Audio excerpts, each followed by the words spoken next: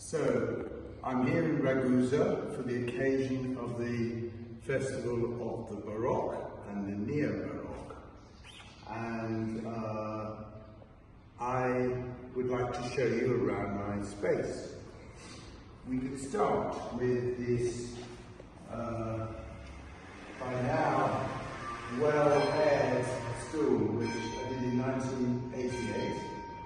That was for the occasion of an exhibition at New Chair. So it's a kind of manifesto piece. It's talking about the body, sensuality, our part that is played in relation to furniture. It's also very much a maker's piece with, sandblasted wood and this structure, which apparently is so difficult to do we can't seem to find anyone to repeat it. That's a bit of a shame. But anyway, in this room, I wanted to create dialogue between the pieces.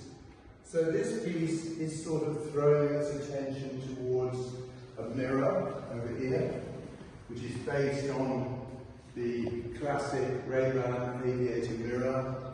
It's attached to the wall with a support that's based on real sunglasses. So, I can adjust the mirror and it's positioned mostly so people coming into the room are already feeling this connection.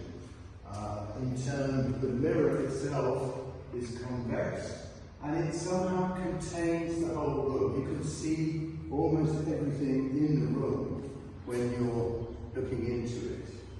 And I think from this position I get tangential views of the curtain, of the pieces that are in this room, the table, this table, the wings table, a piece again about making, but also about conception, ideas. And the idea here is that the symbol of wings represents something which perhaps we can catch like a dream and hold them down to the ground with this surface on top of the support. And they're sort of in a similar orbit to these mirrors, which gather together again various reflected angles on the room. And you see the back of the chair, but a bit like the mirror as a dressing table, it kind of envelops the viewer. Perhaps the showpieces here in Sicily are based on that drawing instrument that we used to use before computers, which are French curves. And I've taken two classic French curve shapes. They are exact reproductions of the ones I had in my drawing kit. And we've enlarged them and put them in this kind of extraordinary sandwich of perspex, which has 5 different layers.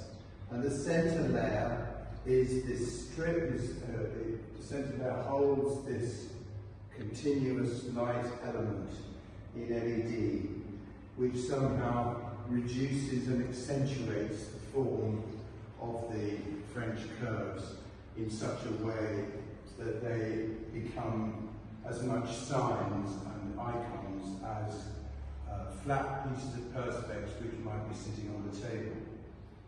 I call them Eco E Narciso, a reference to metamorphoses of it, but also to the ancient world, and yet they're fundamentally modern in conception.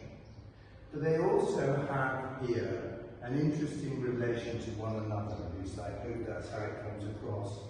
This one is Narcissus, the more pointed, the more male, and the slightly tilted is Eco, because Eco, as you may remember, was pretty much ignored by Narcissus because he was in love with himself. But here, their relationship is very much about transparency and unity, because when we look at them from a distance, or as we're walking into the room, we see them through and with each other.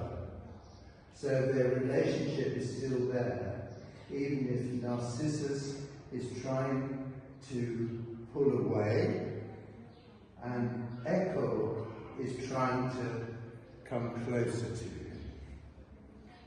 And in a sense, it's also about abstraction, about architecture, about sensuality. So returning to the room, this is a room where the objects are in dialogue, as if they were people, and we, as the visitor, are simply stepping into their territory, as though we are coming from the outside.